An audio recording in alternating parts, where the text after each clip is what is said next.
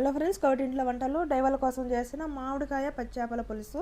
ఇది ఎలా ప్రిపేర్ చేయాలో చూద్దాము. ఇవేమో మా మేడం డైవర్ల కోసం తెచ్చిన 4 కిలోల చేపలకు 1 table spoon salt, 1/2 table spoon పసుపు, 4 టేబుల్ స్పూన్ కారం వేసి ఇలా మ్యారినేట్ చేసి పెట్టుకున్నాను. ఇదేమో చేపల కూర కాయలు ఎక్కువ వేసుకోవాలి. 1/2 టేబుల్ స్పూన్ మెంతులు, చెక్క, బిర్యానీ ఆకు, పచ్చిమిర్చి, ఉల్లిపాయలు వేసి బాగా వేపుకున్న తర్వాత 1 టేబుల్ స్పూన్ అల్లం వెల్లుల్లి పేస్ట్ వేసుకున్నాను. ఇవేమో 2 టమాటాలు మిక్స్ ఆడిచి విధంగా వేసుకున్నాను. బాగా వేగిన తర్వాత మసాలా పొడి యాడ్ చేసుకోవాలి. ఇదేమో కారం, ధనియాల పొడి, పసుపు, జీలకర్ర పొడి వేసుకొని బాగా వేపుకున్న తర్వాత ఇదేమో చింతపండు సరిపడినంత తీసుకొని ఇలా రసం తీసి వేసుకోవాలి. ఇప్పుడు తగినంత సాల్ట్ వేసుకొని ఇప్పుడు సరిపడినన్ని వాటర్ వేసుకొని ఇలా మూత పెట్టి అయితే ఉడికించుకోవాలి. ఇలా పులుసు బాగా దగ్గర పడి ఆయిల్ పైకి తేలిన తర్వాత అయితే మనం మ్యారినేట్ చేసుకున్న చేపలు అయితే వేసుకోవాలి.